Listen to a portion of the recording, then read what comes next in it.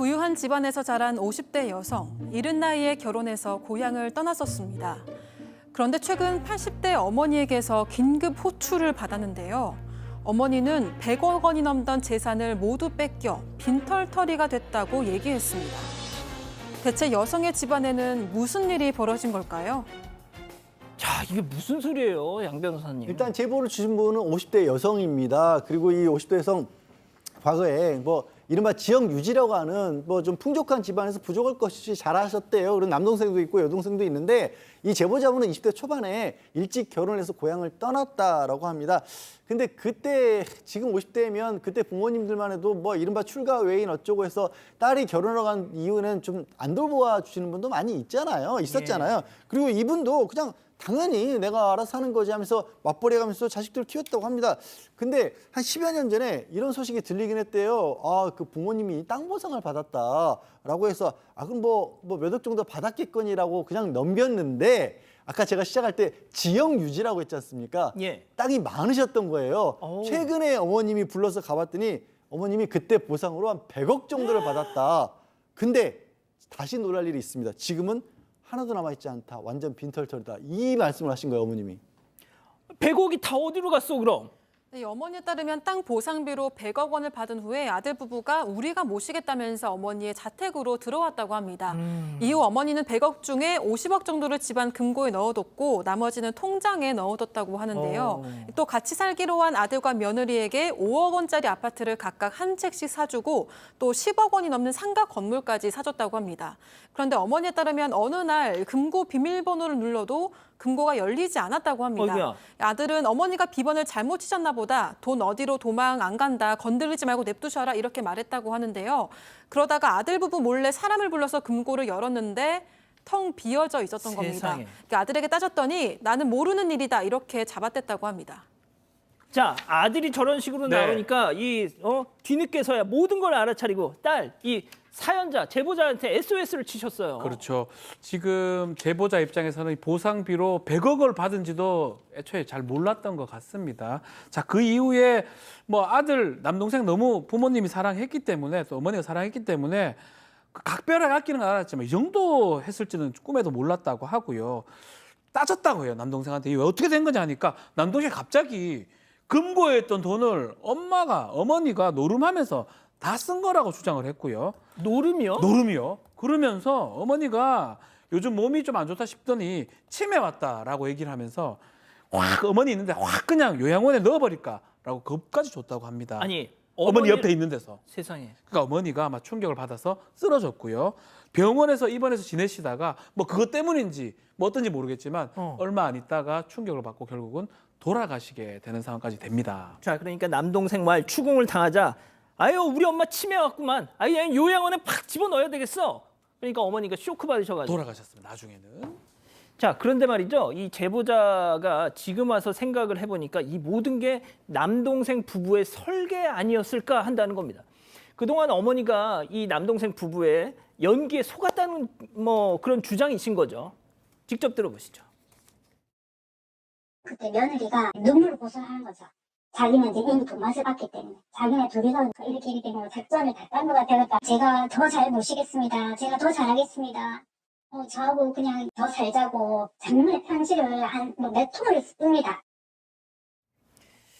자, 어머니가 니들도 이제 좀 독립 좀 해라 한마디 하면 며느리가 어머니 안 돼요 이랬다는 거죠 지금. 네, 정말 이 남편하고 아내가 정말 죽이 잘 맞아서 이제 부창 부순 거죠. 그래서 남편이 어머니 돈을 다 이렇게 몰래 빼고 이래서 이제 어머니께서 너네 이제 독립해라. 그럼 그때부터 어머니 제가 더 잘할게요. 며느리가 편지를 쓰고 울고 하면서 저희가 끝까지 잘 모실게요. 그러고 옆에서 이제 막 어머니 마음을 맞춘 거죠. 근데 제보자에 따르면 40대인 이 남동생 한 번도 직업을 가져본 적도 없고요. 아이를 낳은 후에는 아이를 낳았다는 핑계로 어머니께서 생활비를 1,000만 원씩 줬다고 합니다. 1,000만 원이요? 네, 그러니까 모든 엄마가 물주였던 거죠. 1년에 그러면서 한 달에? 한 달에 월천 네 그렇게 줬다고 하고요.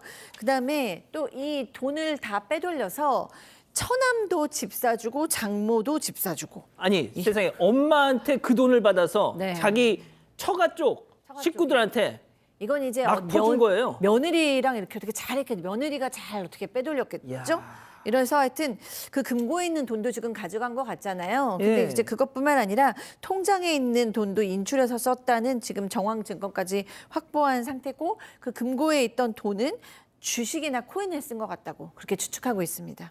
자, 근데 제보자가 이 집이 이제 딸이 둘이잖아요. 큰 딸이잖아요. 제보자가 여동생을 찾아가죠. 네, 근데 좀 충격적인 사실을 알게 됩니다. 이 1,000만 원 생활비를 받은 사람이 더 있었던 건데요. 제보자를 빼고 남동생, 막내, 여동생 모두 월 1,000만 원이 넘는 생활비를 받고 있었던 겁니다. 아이고야. 거기다가 여동생은 어머니에게 제보의 사업비 명목으로 5억 원까지 빌려갔지만 다 말아먹고 그 돈은 갚지 않았다고 합니다. 또 여동생은 제보자에게 어머니가 돌아가신 후 남편이 이혼을 요구한 뒤 집까지 나갔다 이렇게 하소연을 하기도 했다고 합니다. 제보자는 어떻게 40년을 넘게 산 사람들이 한평생을 부모에게 빨대를 꽂고 사냐 이렇게 큰 소리를 치니까요.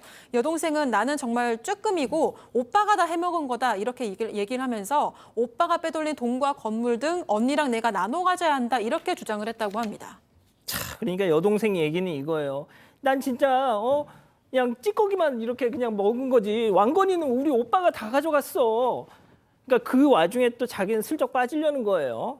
자, 이 제보자 입장에서는 정말 오빠 그리고 여동생 얼마나 정말 화가 나겠습니까? 하지만 또 어머니한테도 얼마나 서운하겠어요. 자, 그렇지만 그보다는 어머니에 대한 안타까움이 더 크다고요.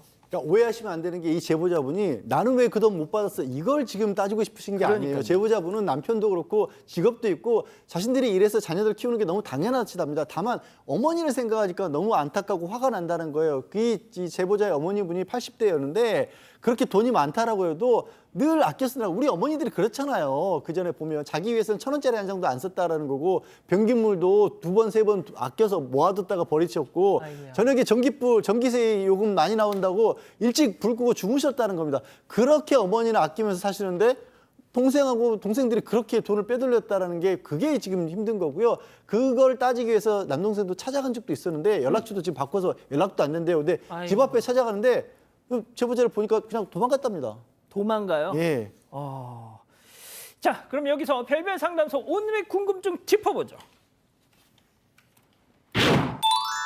자, 이 71년 만에 폐지되는 친족상 토례, 이 남동생 부부 처벌받을 수 있을까요? 이렇게 묻고 계시는데, 자, 최근 그 헌재에서 결정이 있었잖아요. 헌법 불합치가 났습니다. 2025년 12월 31일까지 국회에서 이 친족 상도례 규정 개선을 하라. 그 이후에는 효력 상실한다 했기 때문에 지금은 효력이 있는 거고요. 그 이후에는 없어집니다. 이제 문제는 요게 친족 상도례 적용될지 좀 의문스럽긴 해요. 왜요? 사기가 될지. 두 번째, 왜 이거 만들었냐면 이 법이라는 걸 가족의 문으로 넘지 않는다. 이런 것 때문에 만들었는데 또 하나 더 뭐냐면 증거 같은 게 좀 적어요, 사실은. 어머니가 정말 사기 당한 건지. 사기를 당했다면 그 사기를 쳤던 편취했던 증거가 있는지 이 부분이 지금 확인하기가 쉽지가 않거든요. 그런 것들 때문에 사실은 지금 단계에서도 처벌이 좀 어렵고요. 친족 상도례가 폐지된다 하더라도 정확하게 입증을 좀 하지 않고 또 돌아가셨지 않습니까? 좀 만만치 않은 그런 상황으로 좀 보입니다. 양 변호사님 생각도 비슷하신가요? 형사처벌은 많이 어렵고요. 법이 나중에 바뀌기 때문에 다만 그렇죠. 그 가졌던 몇 년 전에 보상받은 거면 재산의 규모라는 게 있을 거예요. 그건 당연히 자손들이 다 같이 상속재산을 받아야 되는 부분인데 이걸 일방적으로 빼돌렸기 때문에 상속재산에 대해서 회복할 수 있는 그런 청구는 가능할 것으로 보입니다.